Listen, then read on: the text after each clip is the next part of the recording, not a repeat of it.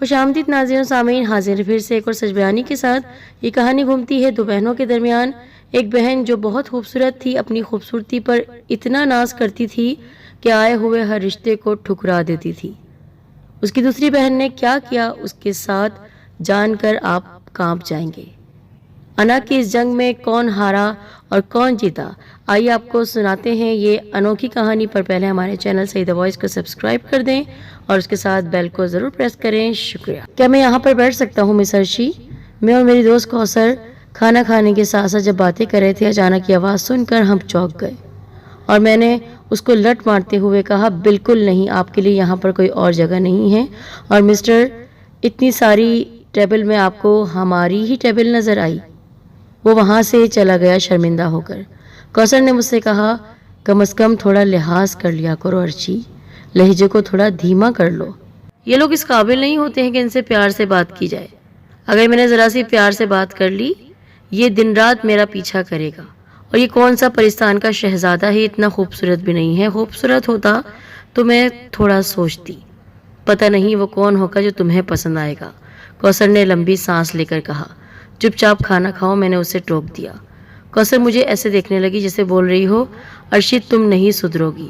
वो मेरी बहुत अच्छी दोस्त है, धीमे मिजाज की, सुलहजो, मिलनसार, अच्छे लहजे वाली। मेरी क्या किसी की भी बात का बुरा नहीं मानती थी। लोगों का ख्याल था कि मैं एक बदमिजाज और मुश्किल लड़की हूँ, इसीलिए मुझसे किसी की दोस्ती ज़्यादा अरसे चल नहीं पाती थी। मैं अपने गुस्से और अपनी ज़बान की तेज़ी की वजह से मशहूर थी। कुदरत ने मुझे ऐसा रंगो रूप दिया था कि देखने वाले देखते रह जाते। मुझे इस बात का बहुत अच्छी तरह इल्म था। अपनी खूबसूरती पर मुझे बहुत नाज था। अच्छी और माकूल शक्ल सूरत की लड़की भी मेरे हुस्न के सामने फीकी पड़ जाती थी। और मेरी बदमिजाजी, मेरी तेज़ ज़बान जो लोगों के सामने चलती रहती थी, मैं किसी का लिहाज नहीं करती थी, उसकी वजह मेरा हुस्न ही था। इस कंपनी में मुझे नौकरी करते हुए 3 साल हो गए थे। घर के हालात ऐसे थे कि मुझे नौकरी करनी पड़ी और झट से नौकरी मिल भी गई। रखने वालों ने ना मेरी तालीम पूछी ना काबिलियत, बस मेरी सूरत देखकर फ़ौरन रख लिया। यही नहीं बल्कि महज 2 साल बाद सुपरवाइज़र ने सिफारिश करके मेरी तनख्वाह भी दुगनी कर दी। हमारे जो भाई थे, अब्बा जान के इंतकाल के बाद वो शादी करके अलग हो गए थे कि बहनों और माँ का खर्चा उनको ना उठाना पड़े। और ये कोई पहली बार नहीं हुआ था कि कोई मर्द मेरे पीछे था। ऐसे कई मर्द थे हमारी फैक्ट्री में जो मेरे आगे पीछे घूमते थे, मुझसे शादी के ख्वाहिशमंद थे, लेकिन वो गरीब थे और उनकी शक्ल सूरत भी इतनी कोई मयारी नहीं थी कि मैं उनमें से किसी को चुनती। अम्मी को हम 2 बहनों की अब शादी की फ़िक्र हो रही थी। मेरी छोटी बहन तो मुझसे काफ़ी छोटी थी, लेकिन अम्मी फिर भी हमारी शादी जल्दी करना चाहती थी। एक शाम में जब फैक्ट्री से घर पहुंची तो देखा अम्मी के साथ सुरैया खाला बैठी हुई हैं। वो सारे ज़माने में मशहूर थी। किस सिलसिले में वो अम्मी से मिल रही थी ये बात तो मैं जानती ही थी। मैं अपने कमरे में चली गई। जब वो घर से चले गई तो मैंने अम्मी से कहा, क्या कह रही थी वो? रिश्ता लाई थी। 3-4 रिश्ते बताए हैं और अच्छे हैं, अच्छा कमाते भी हैं। देख लो, जिसकी समझ में आए मैं कर दूंगी रिश्ता। तस्वीरें दी हैं खाला ने। मेरे दिल में तजस्सुस पैदा हुआ और जब रात के खाने में अम्मी ने तस्वीरें दिखाई तो मैं देखते ही चीख पड़ी। ये 40-40 साल के लड़के, इनकी शक्ल तो आप देखें, अब्बा लग रहे हैं ये पूरे। लिखी उम्र इनकी 32 साल है, लेकिन पूरा 45 साल का लग रहा है ये बुढ़ा। मैंने उसकी बेइज्जती करते हुए कहा और हंसने लगी। अम्मी, आपने मेरी शक्ल देखी है? आप जानती नहीं हैं, आपकी बेटी परियों जैसी है। आप इन बुढ़ों से, इन सांवले रंग के आदमियों से मेरी शादी करवाना चाहती हैं। मुझे इनमें से कोई भी पसंद नहीं है। अम्मी ने शर्मिंदा होते हुए तमाम फ़ोटोज़ समेट ली और चुपचाप कमरे से निकल गईं। वो तो खुश थी कि हम दोनों बहनों में से किसी न किसी को लड़का पसंद आ जाएगा, पर मैंने जिस तरह बेइज्जती की, अम्मी को बहुत एहसास हुआ। उनकी आंखों में आंसू थे। दूसरे दिन चली आई सुरैया खाला। अम्मी उनको देखकर जब अपने पास बिठाने लगी तो उस वक्त इत्तेफाक से मैं घर में थी। खाला, वो रिश्ते वालों की तस्वीरें आप ही लाई थी ना? बड़ी मुश्किल से उन्होंने बिस्किट को अपने हलक से उतारा और कहने लगी, क्या हुआ, लड़के पसंद नहीं आए? वो लड़के हैं 40-45 साल के ऊंट, ऊपर से छांट के बदशक्ल, خبردار، جو آئندہ یہاں نظر آئیں آپ، ایسے جاہلوں سے شادی کرنے سے بہتر ہے انسان زہر کھا لے۔ میری زبان کی تیزی اپنا رنگ دکھا رہی تھی۔ خالہ گھبرا کر اٹھ گئی اور ہکلاتے ہوئے بولی، پسند نہیں ہے تو میں اور رشتے لے آؤں گی بیٹا، بھاڑ میں جائیں آپ اور آپ کے رشتے میں چلائی۔ تب ثریا خالہ کو شدید بے عزتی کا احساس ہوا۔ امی نے آگے بڑھ کر میرا ہاتھ کھینچا۔ اچھا بس کر ارشی، بڑی ہیں وہ، ایسے نہیں کہتے، بڑوں کے ساتھ ایسا سلوک نہیں کرتے، ایسوں کو ایسے ہی کہتے ہیں۔ میں نے امی کا ہاتھ جھٹک دیا۔ توبہ توبہ، زبان دیکھ اپنی، صرف شکل صورت ہی سب کچھ نہیں ہوتی ہے بٹیا، تہذیب بھی ہونی چاہیے۔ بہت گھمنڈ ہے تم کو اپنی خوبصورتی پر، لیکن تمہاری زبان کینچی کی طرح چلتی ہے۔ یہی زبان رہی نا تو جس گھر میں بھی گئی وہ جوتے مار کر نکال دے گا 2 دن میں۔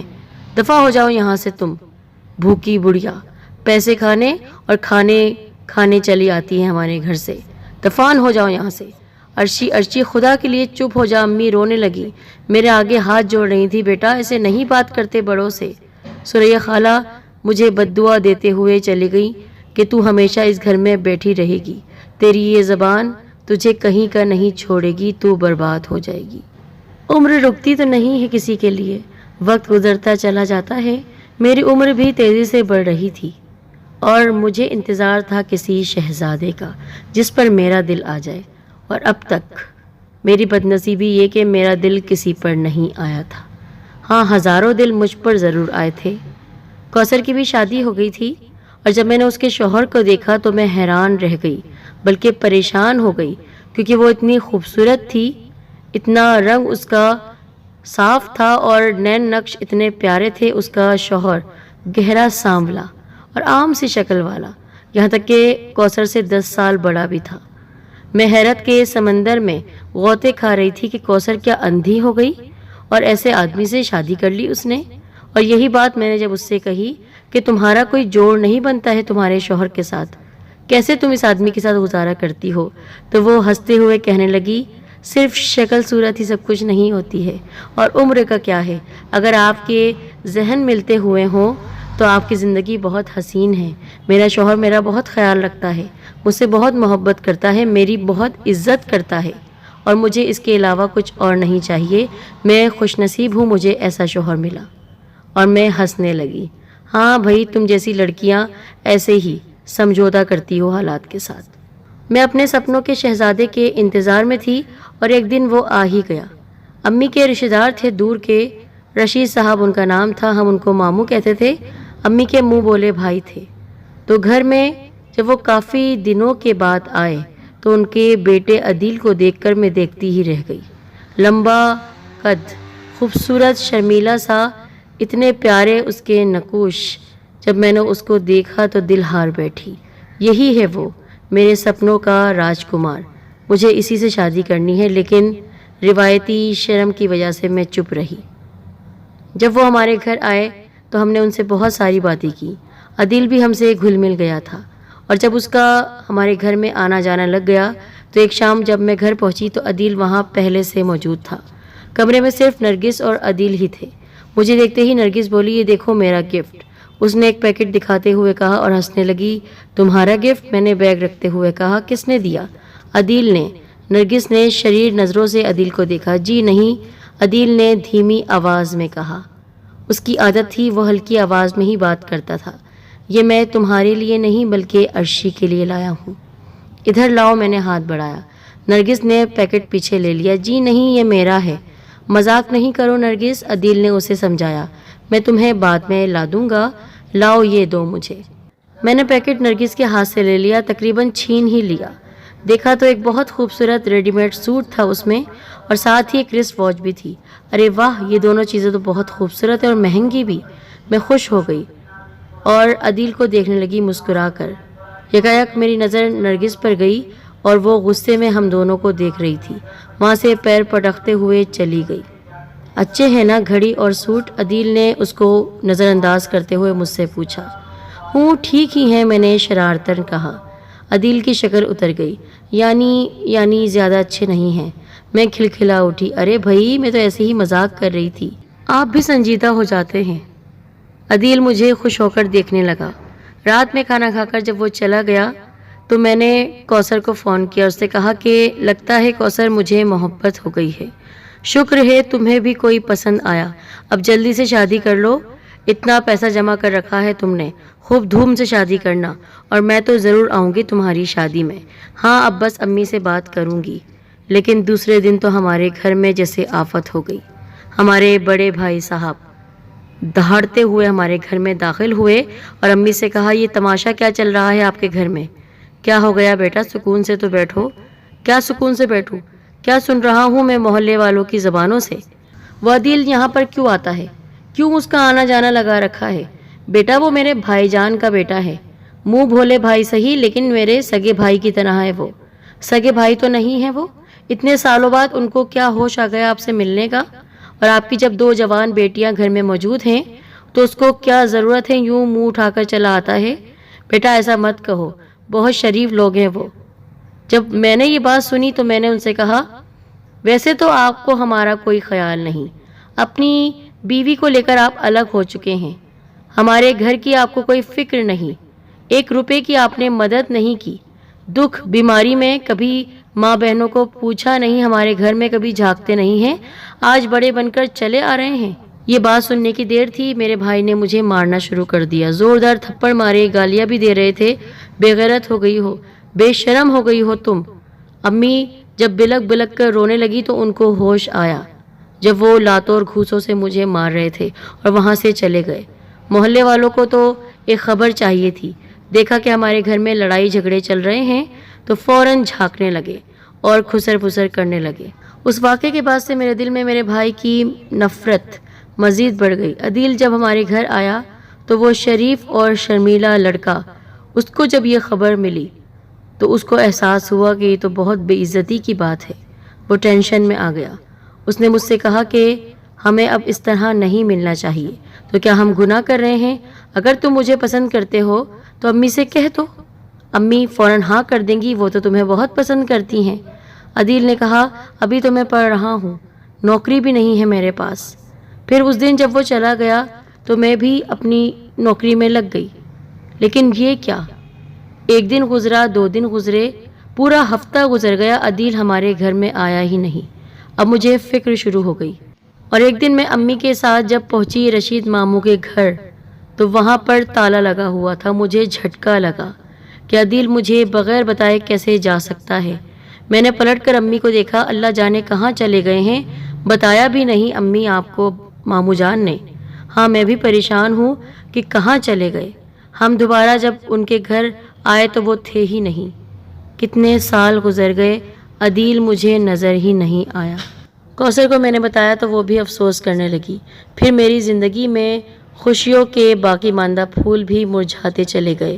دن تاریخ تو دور کی بات، مجھے سالوں کا علم بھی نہیں تھا، یہ کون سا سن چل رہا ہے۔ چند سال بعد امی کا انتقال ہو گیا۔ انہیں کوئی بیماری نہیں تھی، بس ہماری شکلیں دیکھ دیکھ کر ان کا وجود اندر سے کھوکھلا ہو گیا تھا۔ نرگس اور میری شادی کی فکر میں وہ اس دنیا سے جا چکی تھی۔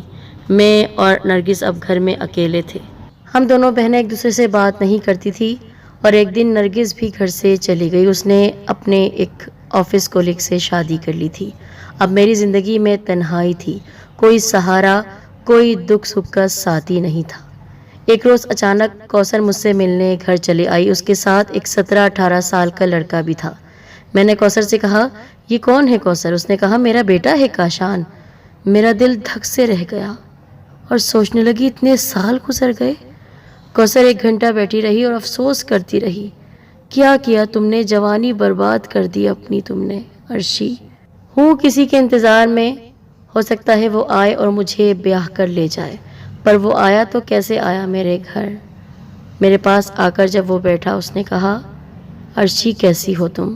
عدیل تم کہاں چلے گئے تھے؟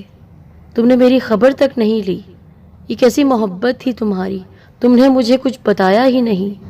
عرشی کیا کروں میں، کیا کرتا میں، وہ کپکپاتی ہوئی آواز میں کہنے لگا۔ میں ڈر گیا تھا تمہارے بھائی سے، اس نے میرے گھر آ کر دھمکی دی تھی، میرے ماں باپ کی بے عزتی کی تھی، لیکن میرے بھائی کو خبر کیسے اور کس نے دی تمہارے بارے میں؟ تمہارے گھر کا تو انہیں علم ہی نہیں تھا۔ تمہاری بہن نرگس کیا؟ ہاں، تمہاری چھوٹی بہن نرگس۔ وہ جانتی تھی میں تم میں دلچسپی لیتا ہوں۔ وہ میرے پیچھے پڑی ہوئی تھی۔ وہ چاہتی تھی کہ میں اس سے شادی کروں، جبکہ میں تم سے شادی کرنا چاہتا تھا۔ اسی لیے اس نے تمہارے بھائی کو میرے پیچھے لگا دیا۔ ایک طرف میں تمہاری بہن نرگس سے جان چھڑانا چاہتا تھا، دوسری طرف تمہارا بھائی میرے پیچھے پڑ کر مجھے مارنا چاہتا تھا۔ ابو بہت شریف انسان تھے۔ ان کی عزت بچانے کے لیے ہم نے وہ گھر چھوڑ دیا خاموشی سے۔ لیکن قصور صرف تمہاری بہن نرگس یا تمہارے بھائی کا نہیں ہے، بلکہ میرا بھی ہے۔ میں بھی ہوں قصوروار، مجھے معاف کر دو۔ میں بزدل تھا، میں مجبور تھا، ڈر سے تمہارے بھائی کے، اور تمہاری بہن جو کھیل کھیل رہی تھی ہم دونوں کے ساتھ، وہ تم سے حسد کرتی تھی، تمہاری خوبصورتی سے جلتی تھی۔ تو میں چلا گیا یہ ملک چھوڑ کر امریکہ، شادی کر لی۔ اب میرے 2 بچے ہیں، وہ بھی بڑے ہو گئے ہیں۔ ہاں، نظر آ رہا ہے تمہارے بالوں کی سفیدی دیکھ کر تمہارے بچے کتنے جوان ہوں گے۔ پر تم نے میرے ساتھ کیوں کیا یہ سب؟ تم مجھے بتا تو دیتے، میں تمہاری یاد میں اپنی زندگی گزارتی رہی، شادی تک نہیں کی۔ خود کی جوانی کو میں نے برباد کر لیا تمہاری محبت میں۔ پہلی بار کسی سے محبت ہوئی تھی، پر یہ صلہ ملا۔ میرے آنسو ٹیبل پر ٹپ ٹپ ٹپک رہے تھے۔ آج صرف میں اپنے گھر میں تنہا بیٹھی ہوئی موت کا انتظار کر رہی ہوں۔ میری زبان کی تیزی نے میری زندگی کو برباد کر دیا۔ خوش آمدید ناظرین و سامعین۔